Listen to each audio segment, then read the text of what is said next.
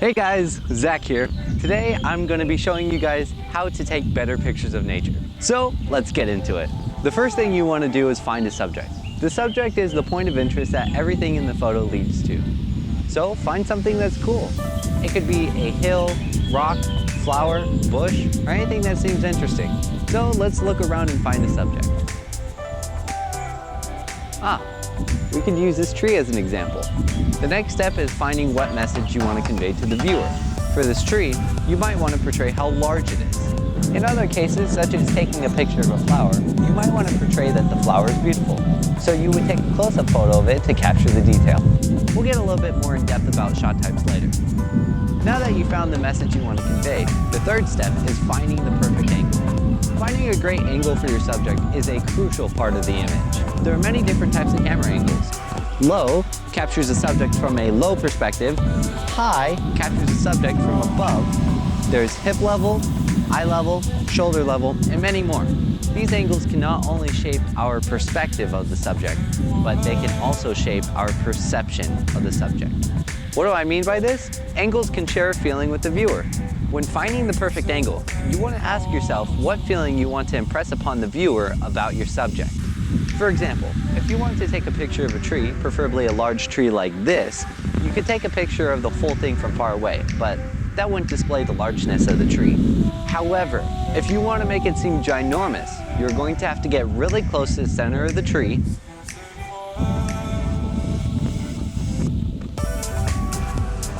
and maybe even lay on the ground to get the underneath shot of the huge tree. Get really nice and close to the center of the tree. Don't worry, trees don't bite. Ow! Oh, I hate splinters. As I was saying, low-angled shots typically give the subject more power. In this case, this angle will make the tree more majestic than it would with a different angle. Taking a picture from this angle will give the shot more depth, make the tree appealing and majestic, and make the tree appear huge. The other problem that the low angle solved was the background drawing the same amount of attention that the subject was. This brings us to the fourth step, finding what shot type to use. Using the same example, we would want to use a wide angle shot to capture the largeness of the tree. If we were to have a close-up shot of the tree from this angle, we would no longer be capturing the massiveness of the tree. We would then be losing the feeling or story that we are portraying to the viewer. Going back to the flower from the beginning, if we want to capture the small, beautiful detail of the flower, then we would have to use an extreme close-up to capture the detail.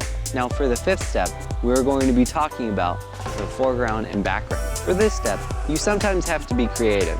The background is pretty straightforward. Find in the distance what you think would be the best background for your photo. Then change your position around the subject so that you can have the best background. Now this doesn't always work if your subject is stationary and there's only one good side of your subject. If you're able to move your subject, such as a pebble, to a new location, then move it so you can have the best background. For our subject here, it's not only stationary, but the only background we can have is the sky. Except for in one instance. If we want to focus our camera to the trunk of the tree, we could have the leaves be our background. Now for the foreground, this is where you're gonna have to be creative sometimes. We wanna have some things in the foreground out of focus. For example, we need to have something that complements the tree. From this angle, we can make it seem like the camera is on the ground. To do this, we can grab some grass and hold it close to the lens to get that effect. We could also use twigs in the foreground to complement the tree. In nature photography, find something to place in the foreground to complement your subject. Now another example is if you had a bush of flowers, you could set the leaves of that bush to be in the foreground. Now the last thing to do is focus your camera on the subject and take the picture. Here is the final result.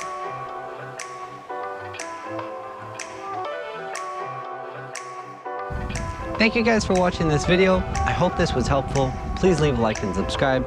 I'll see you guys in the next video. Goodbye. Peace.